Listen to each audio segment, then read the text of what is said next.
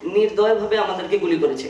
এই পুলিশরাই এখনো ডিউটি করছে। ঢাকা বিশ্ববিদ্যালয়ের সমাজবিজ্ঞান অনুষদের রাষ্ট্র সংস্কারে বিশ্ববিদ্যালয়ের শিক্ষার্থীদের ভাবনা ও প্রত্যাশা শীর্ষক সেমিনারে উঠে আসে সংস্কার বিষয়ক বিভিন্ন প্রেক্ষাপট ও প্রতিবন্ধকতার কথা। এতে অংশ নিয়ে শিক্ষার্থীরা বলেন, অন্তর্বর্তীকালীন সরকারকে জনপ্রশাসন ও বিচার ব্যবস্থা ঢেলে সাজাতে হবে, একই সঙ্গে সরকারকে হতে হবে জনবান্ধব।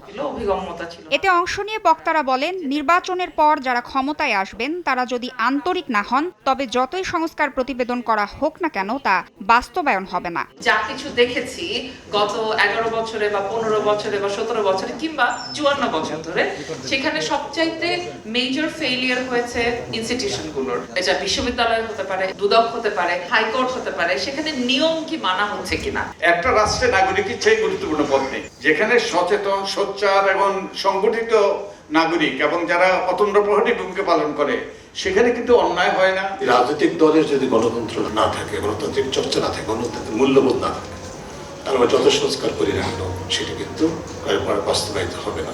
আইন উপদেষ্টা ডক্টর আসিফ নজরুল বলেন, ছোট ছোট কিছু সংস্কার জাতীয় নির্বাচনের আগে করা হবে। তবে সংস্কারের ক্ষেত্রে শুধু গুটি কয়েক রাজনৈতিক দলের নয়, সাধারণ মানুষেরও সদিচ্ছার অভাব রয়েছে। রাজনৈতিক দলগুলো 30%, 40%, 10%, 5% মানুষকে রিপ্রেজেন্ট করে।